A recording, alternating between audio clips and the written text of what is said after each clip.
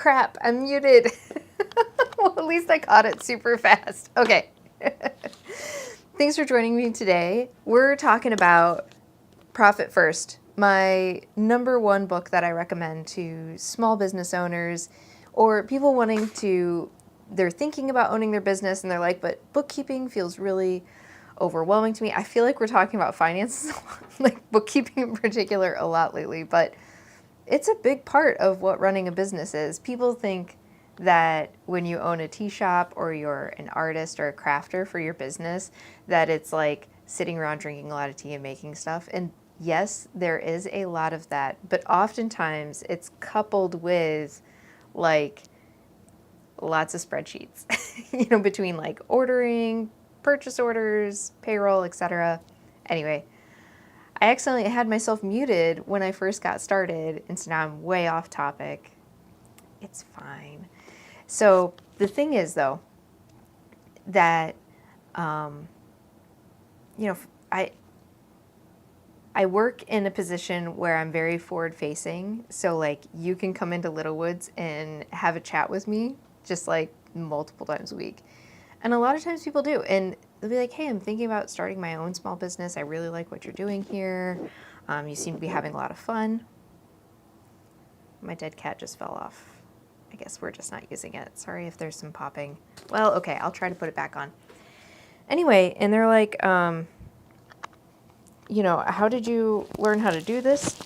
How did you learn how to make a business profitable? I've struggled with a lot of other business things, and it's like always never quite working out. And my number one book recommendation is always Profit First. Oh gosh, I can never get that right. Profit First by Mike Michalowicz. It came into my life at a harder time and a hard financial time, and it really provided some great guidance. Now, I should probably tell you what this is, who I am, etc. This is Craft Leftovers Live. I'm Kristen M. Roach. I am totally derailed from being muted for the first 2 minutes and have completely lost track of my notes and everything else. So today I'm telling the story of how Profit First helped save Little Woods from my own burnout, and then I'm going to walk you through setting it up for my newer/old business this year. So, welcome to Craft Leftovers Live. I'm your host, Kristen M. Roach, artist, author, creative business owner. And, Craft Leftovers is all about making our, oh my goodness. I'm having a hard time this week. I feel like my last one, I really nailed it. So, okay. We're just going to keep on rolling. All right. Anyway, so Craft Leftovers is all about living our lives in a more sustainable way that keeps us doing what we love most, making things out of things. And, you're really going to love this if you enjoy spending time in your studio making things, but you also really enjoy spending time on your creative business, like scheming things up and spreadsheets and ordering and all that kind of, all that jazz, the networking, everything that goes with it. And, don't forget to like and subscribe. And if you're catching this later as a podcast, leave a review. You can absolutely be like, wow, this was really great, except for the fact that she bombed that intro. Anyway, so now the story of Profit First and how it's helped in my business. So Little Woods Herbal, which is, I kind of consider like my day job. In the beginning, like it was very easy finances. It was just simply make more money than you spend. That's probably an oversimplification, but it really is true that it was like just make more than you spend. You order things, you sell those things, you buy the things to replace the things you sold, and then at the end of the month, you get the money that's left over. It was that simple. But then when we decided to open the brick and mortar business, it got a lot more complicated.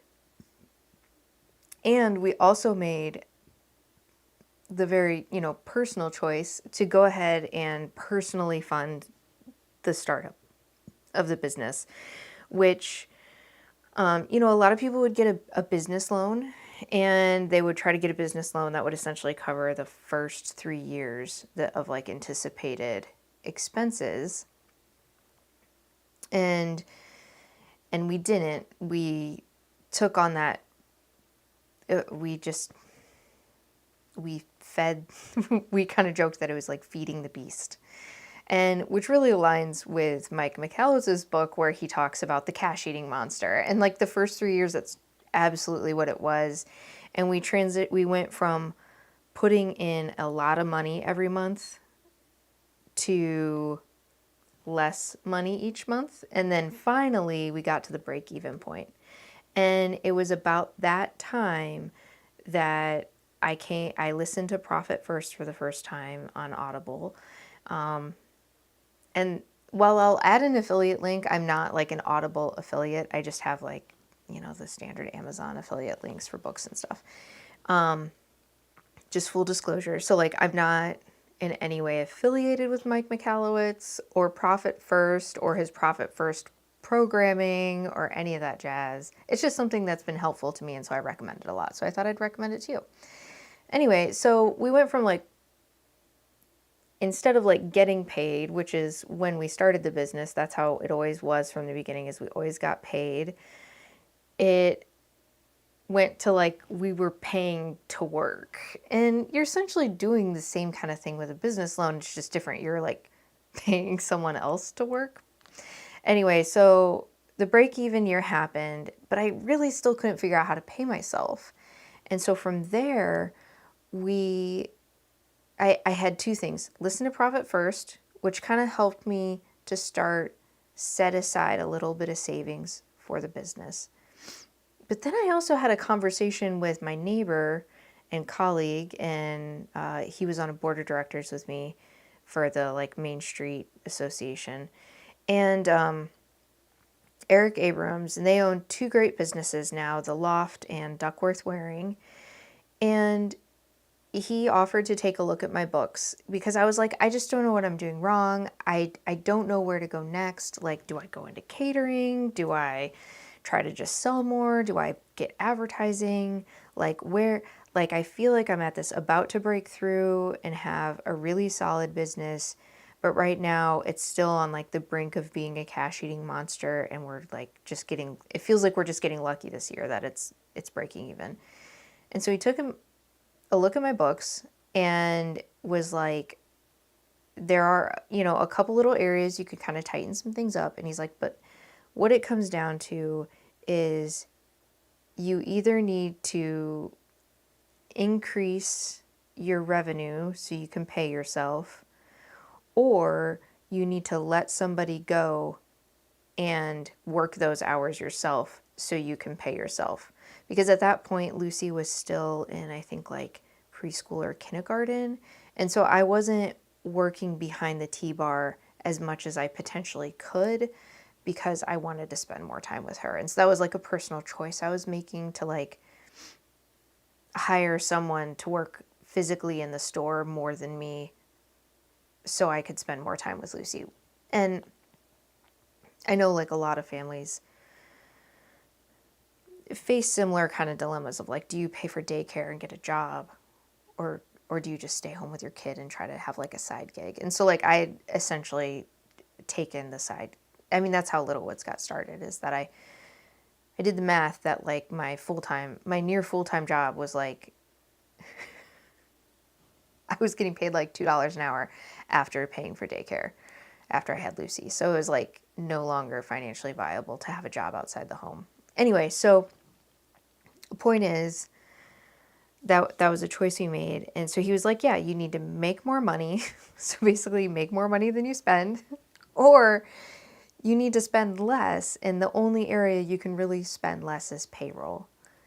And so over the years, we've transitioned to doing, in some ways, a little bit of both in like a percentage sense. So like I am now, as Lucy's gotten older, I am working more behind the T-bar. And so that's part of where my wages came from. But we're also making more revenue than we were back then. And so that's also where it's coming from. And so like, and the whole point of his thing was like, you need to pay yourself. And he was like, even if it's like a super small, what seems like to you a laughable amount, like $25 a month, $100 a month, nowhere near a living wage, but you need to be paying yourself something so there can be incremental growth from that point. Like, you need a starting point. You've got to start somewhere. And if the only place you can start is $25 a month so you can pay a babysitter for an hour or two to like go for a walk with your partner or a friend or yourself once a month, and that's what your job is providing you, your business is providing you, that's a starting place.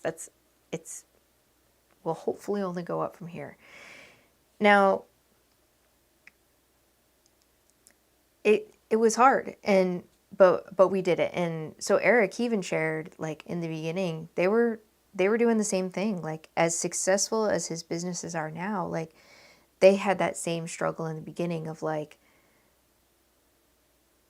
they were getting burnt out because there was no compensation. And after that floats you for a year or two, you can write it off as like, well, we decided to do personal investment instead of a business loan.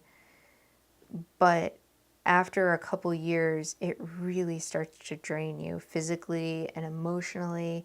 And it's harder to get excited and to like show up for your business, for your employees, for your community when you're like, what am I doing this for? It would be easier to just go get a job at Starbucks or something like that, and it would be less stressful. Like, what am I doing? Why am I working so hard?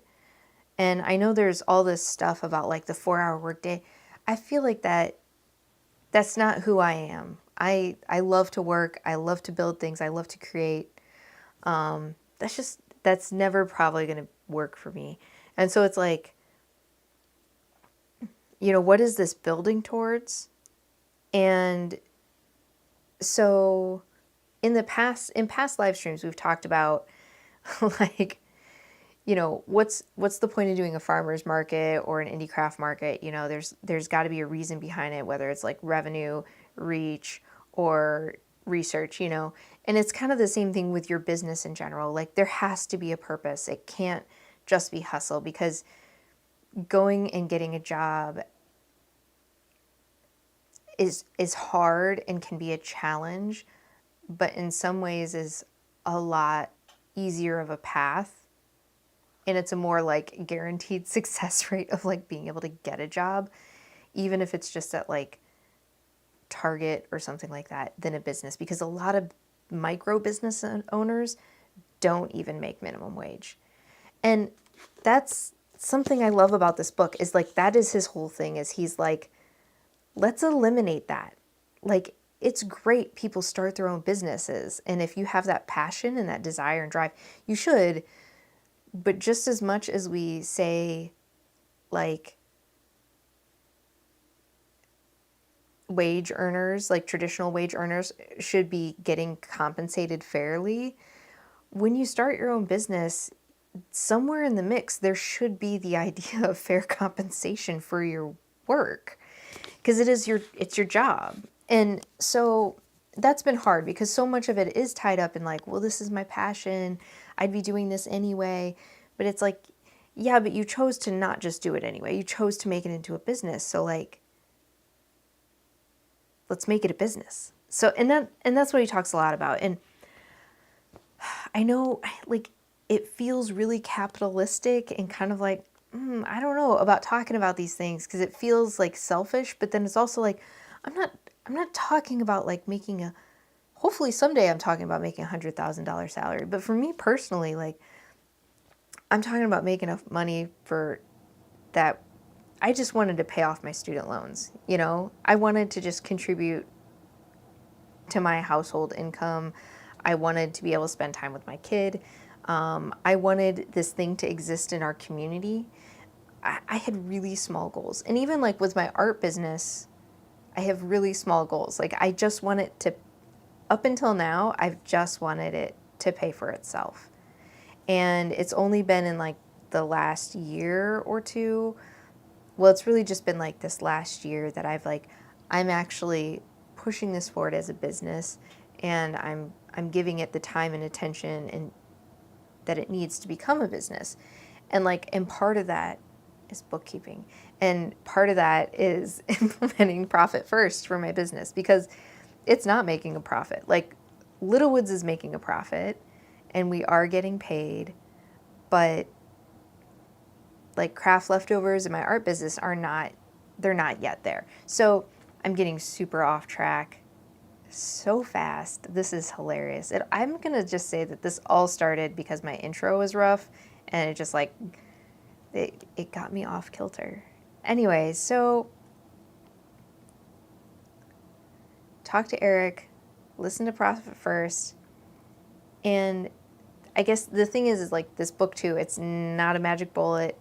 It's accounting. It's just a different way of doing accounting that can be helpful to a solopreneur. That's pretty much what it comes down to.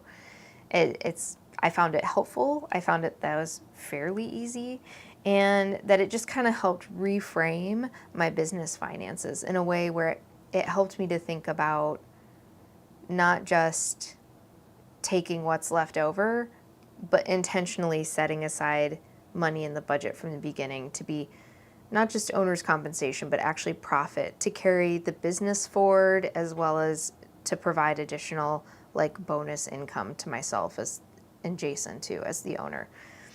So like Eric's advice to take a small but consistent, like something you can kind of maintain and then work on growing larger, but a small consistent salary. Mike talks a lot about taking that small consistent profit in addition to paying yourself a wage or salary. And like at first, the amount is so small, it's like 1%. That's it. You take 1% of your revenue every 2 weeks and you push that to a savings account that you don't see. And it can be pretty hard at first. Like at first I wrote something down in my notes like, unless your business is in pretty dire straits, you should be able to manage 1%. And I was like, wait a second.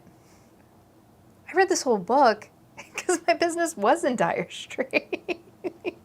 Like it was financially not making sense. And I didn't have any money left over. And pushing that 1%, it was hard. And sometimes I had to bring it back. And that's okay. Like, really try not to. But the thing is like when you're first getting started in this, you're going to have to. But like, that's the thing. It makes it really obvious that you need to make some changes in your other finances. You need to make some hard choices. And so, because you'll push that 1% out and then you'll have to pull it back to cover some unexpected bill. And sometimes it's an organizational thing, like you're not keeping track of your expenses, or maybe it's like the store, we had intermittent closures for 6 weeks running because we had construction in front of our store. Like, it was kind of anticipated, but they told us it was going to be a week, and it ended up being like random days for 6 weeks, which created a lot of like customer confusion, even though we were trying to communicate it as clearly as we could. It just was really hard, and so people stopped showing up for a while until we put out the like, construction's over, it's all clear. And, anyway, so like, stuff happens. That's what I'm saying. So you might have to pull it back at first, but it's going to make you acutely aware of when things aren't working financially, so you can make those choices faster and put hopefully some solutions and changes into place faster. So let's see, what am I doing? Oh yeah, now when you push that 1% out, ideally you're going to start growing that 1%, just like Eric encouraged me to grow my salary from $100 a month into $200 and into, eventually like a more fair compensation for an hourly wage or salary.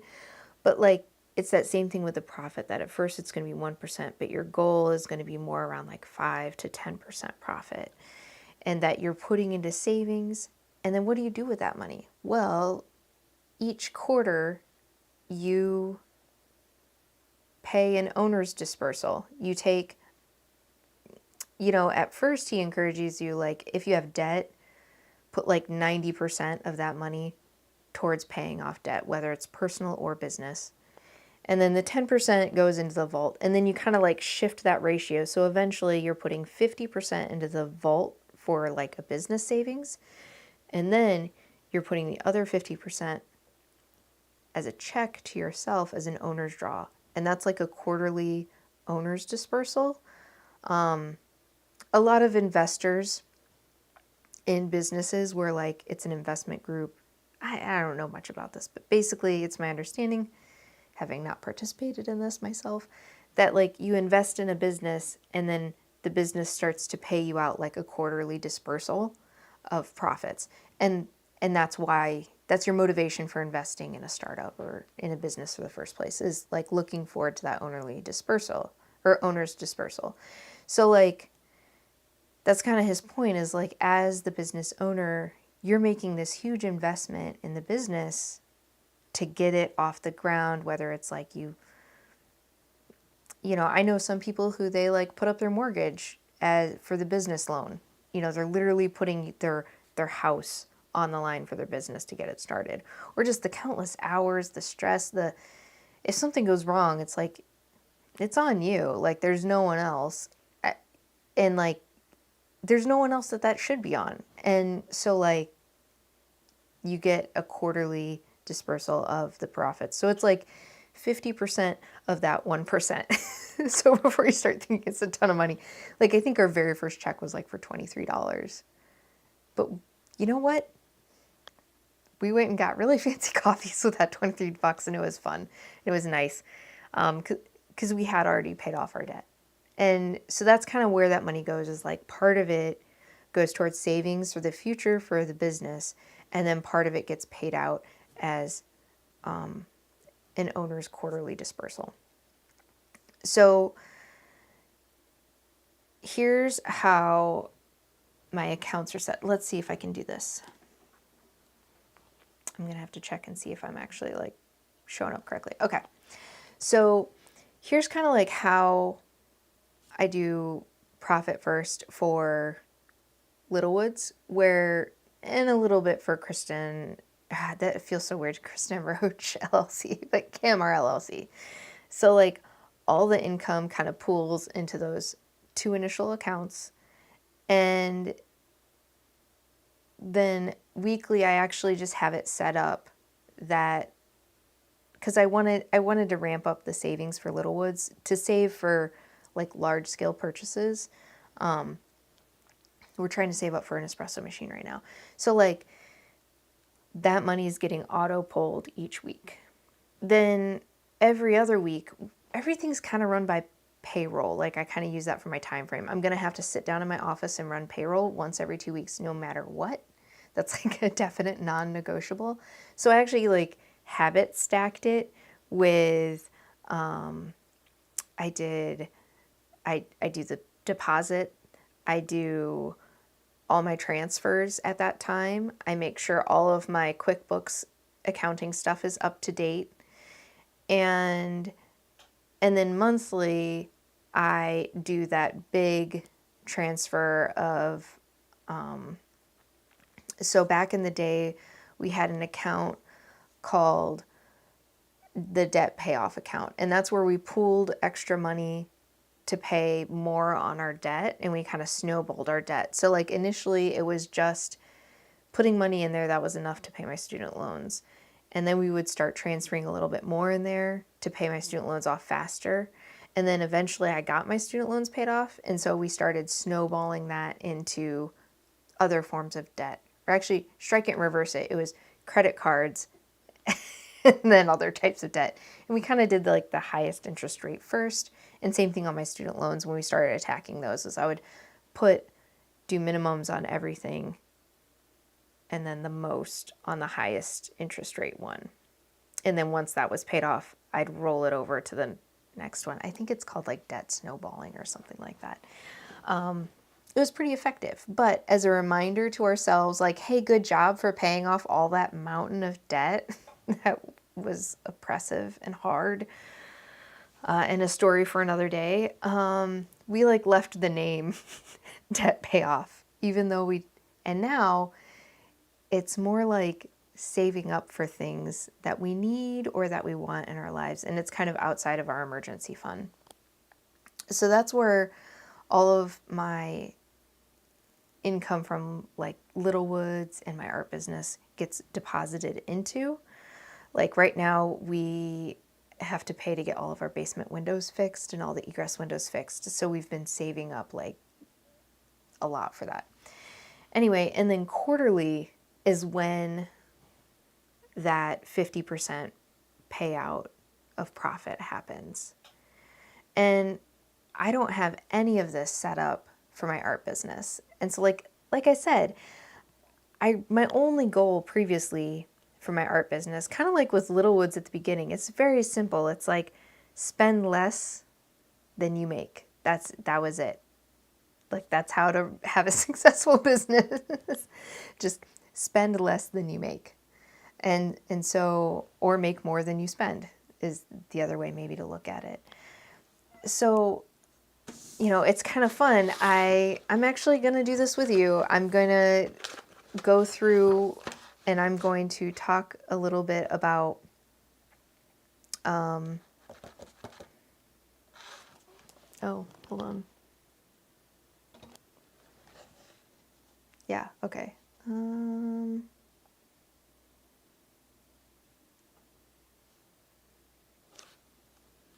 That's weird. Okay. Well, whatever. Usually there's like a little box on the right-hand side that's my face, but that's okay. You don't need to see my face. So he talks about the 5 foundational accounts, which we've talked a little bit about that. But then he also has this instant business assessment form. And I filled this out back in the day for Little Woods, and you can see, I can't remember what year this was, maybe like 3-ish, maybe 4-ish, I don't know. It was before the pandemic. And so the top line revenue was around $169,000, and our cost of goods was about 24% at $59,000. And then that made our real revenue $110,000. And then our profit, like we had set aside, this must have been right around the time I got started with this, because so profit included, it was basically like what we had managed to put into a savings account for the store. And so that was $2,000. And then I was paying out in payroll, it was like payroll plus owner's compensation, which I think at that point we were doing like the $100 a month or something like that. And then assumed money for taxes. And then that left like a certain amount for operating expenses. And then you can see these are what he calls the target allocation percentages. So like if you have a retail or like a creative-based business, your materials and that kind of thing are going to be or if you're subcontracting to somebody else to do part of the work, that goes under that line. And so that's that 24%. So then you have your real revenue, and then he has these other kind of target percentages. And I feel like there's different points in the book where he talks about different percentages for different types of businesses, or you can look it up online. So assuming 5% profit and an owner's comp / payroll of about 50% of what's left over, and 15% taxes and 30% going to operating expenses. This is like ideally how your business should be kind of broken up. So for us, it was like our real revenue was more around $110,000. Ideally we would be putting away or more around $5,500 as profit, and payroll and owner's comp should equal more around 55, and then setting aside 16 for taxes and 33 for operating expenses. And so what I found is that like our operating expenses were really high, and our owner's comp payroll combination was actually a bit low, and that profit was low. And so like we needed to really look at those operating expenses or increase our top line revenue to, or decrease our materials so that way our real revenue number was higher. And so it kind of gives you some idea of like you need increase, and decrease. And so it's like just a really quick assessment. And so I thought it would be kind of fun to take my numbers from, okay, I'm going to be distracted for just a second here. Take my numbers. You can see me. Let's see. Oh, we'll let you look at this while I'm doing that, okay? So I'm just going to look up my numbers real quick from my art business last year. And I meant to pull this up ahead of time, and I did not. Sorry. And now I'm clicking on random things.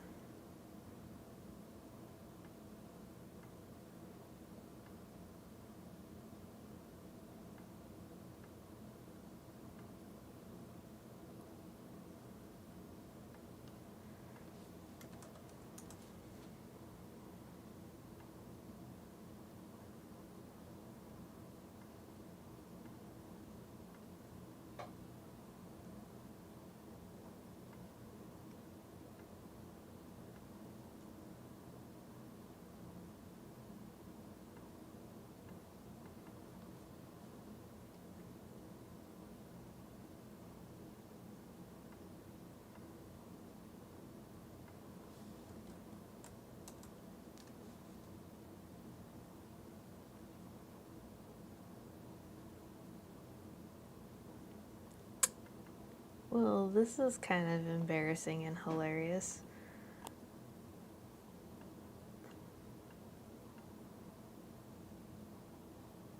Oh my gosh, I wish you could see this. So every month I send, or not every month, every year I send my accountant like a print off of, well, I send her my tax information and then she does her thing.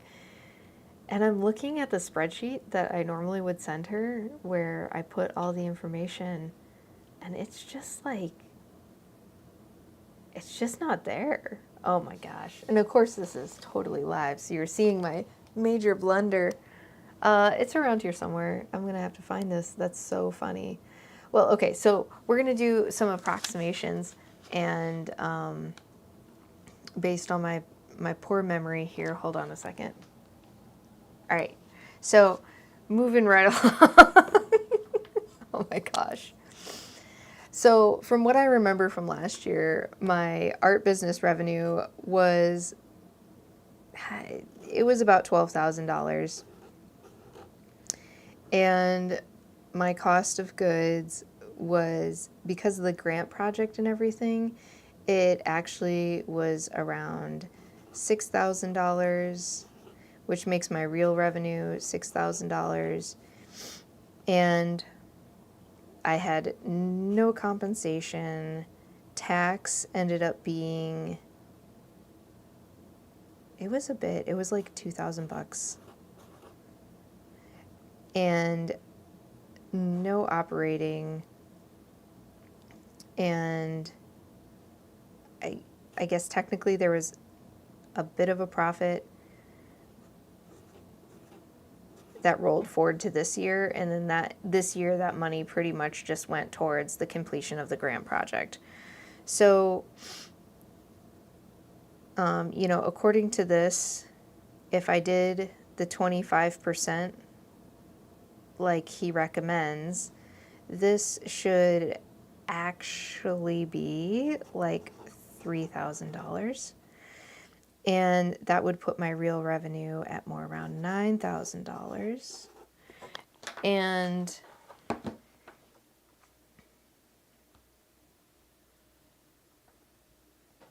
now I'm going to do some math. Apologies. And so that should have like money and savings for future stuff as 450. And here's the thing is like, it's kind of up to you what you want to put as your compensation percentage and your operating expenses. Based on your business type, different things might make sense. So like my operating expenses for my art business are actually pretty low.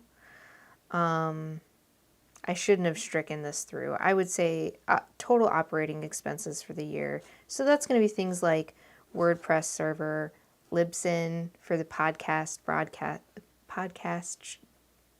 publishing, Dropbox subscription for storage, all those kinds of things. They total up to about this much.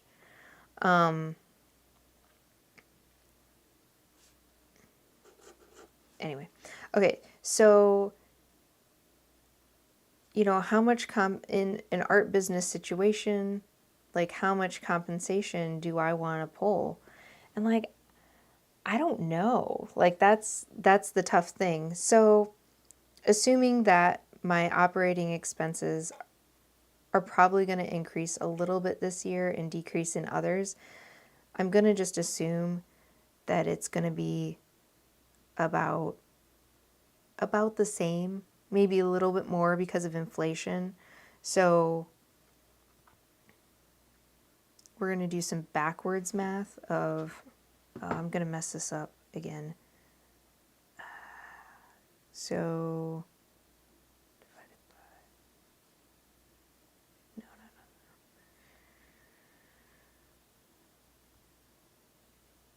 Okay, so that would put this at like, we're just going to make it 15%.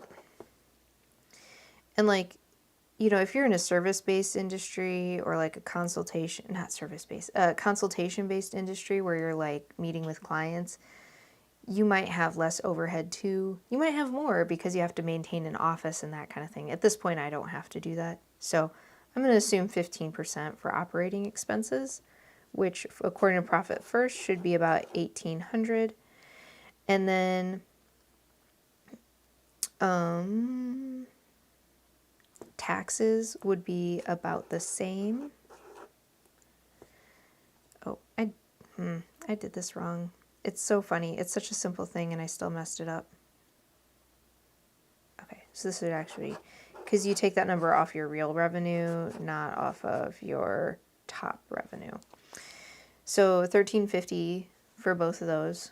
My really crappy Sharpie explanation here.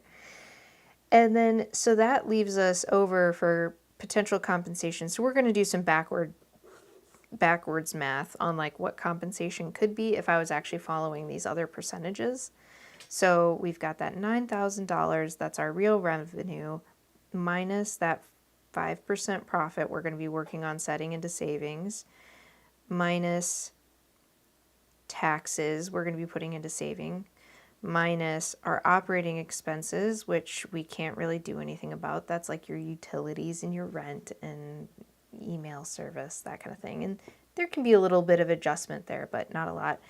And so that should leave my compensation at about $5,850. So then we're going to take that. Do we divide it by 900 to get the percentage? 9,000? Yes, we do. So that would actually put compensation at 65%. And if that feels really high to you, I mean, it's still not, I definitely couldn't quit my day job on this, so to speak. So at this point, it's 65%. But what I actually want to do is I want to still continue to invest a bit more. And so I'm going to put this at 50%.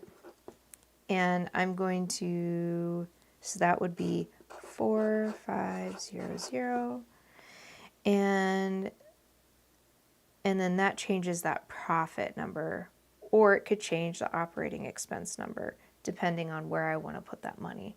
But that's kind of the thing. It can kind of help you see like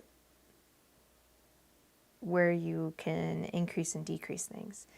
Now, part of why our tax load was so high this past year is because I got that grant that I had to pay taxes on, but then a lot of the grant didn't get spent out until the spring of this past year. So it's going to land on so I might actually have a pretty substantial loss because that grant money kind of like rolled over through the tax season, which was unfortunate. We tried to spend it before then, but it just wasn't possible. Anyway, so now we want to make sure our percentages add up to 100. So 25, okay, 5 plus 50, no. Oh my gosh, this is hilarious. 50 plus 15 plus 15, which is 80. So that means we're going to be shooting for a 20% profit. Oops, that was Etsy. I think I just sold a cat hoodie knit pattern. That was pretty funny. Anyway, and so this will allow me to kind of like, if I'm doing well with my art business, I'll be able to take that extra compensation as a profit dispersal each quarter. And then at the end of the year, I can assess on like increasing my overall compensation. And so like seeing here where, you know, the difference is like this last year, I didn't pay myself at all. So the difference here is like, yeah, a lot. And then, you know, for the profit here, that actually, that number would also change. What a mess.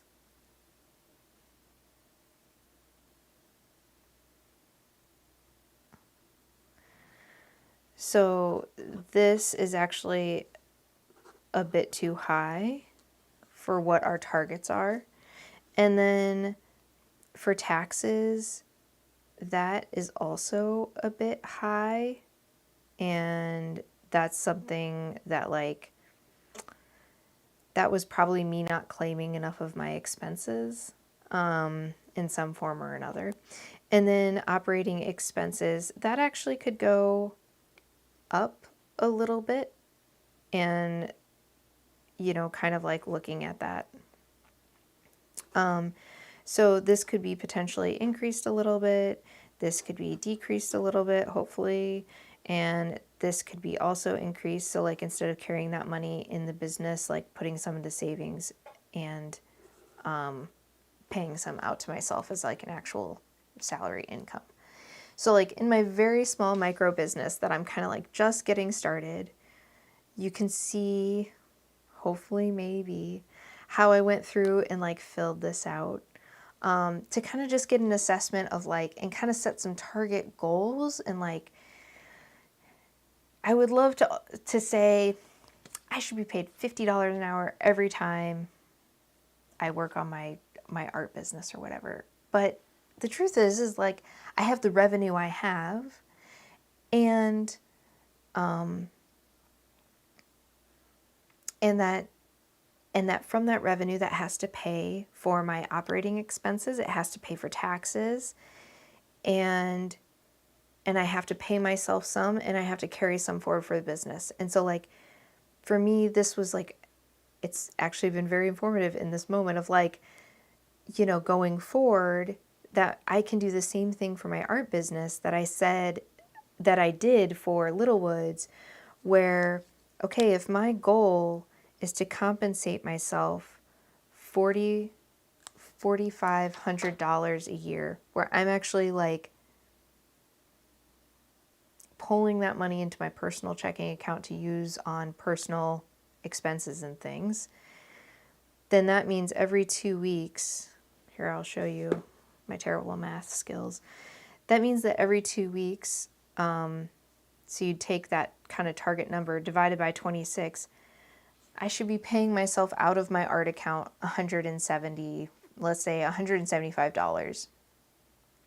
I don't know if I can make that happen. I'd like to think that I could, but it's a goal that I can work towards. And so like, just like I did with Little Woods, I'm going to start super small, where my art business starts writing me checks of just $100 every 2 weeks. And I'm going to start skimming that 1% into savings every 2 weeks. and the hope there is that that's just my like starting point, and that those numbers will grow. And as I keep an eye on it, and as I make time for these like really important bookkeeping things, for these really important, like steps, that it will help keep me motivated, and really just help me take it seriously as a business. It's not that I haven't been serious about it in the past. When I first started Craft Leftovers, it was actually my full-time income coming out of college, was being a freelance pattern writer and craft blog author. Like that was it. That was my full-time gig.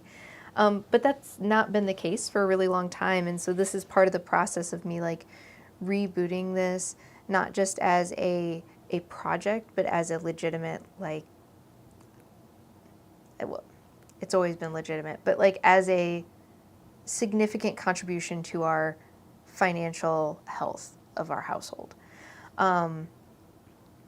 Yeah, so I don't know. It's so that's it. That's what I got to say. I'm going to check my notes real quick to make sure I didn't forget anything. And again, apologies for the rough start today. Oof, I had a hard time. Something about being muted when I got started just really threw me. Usually I'm a little faster to recover, and then I got just super sidetracked. But that's what happens. So,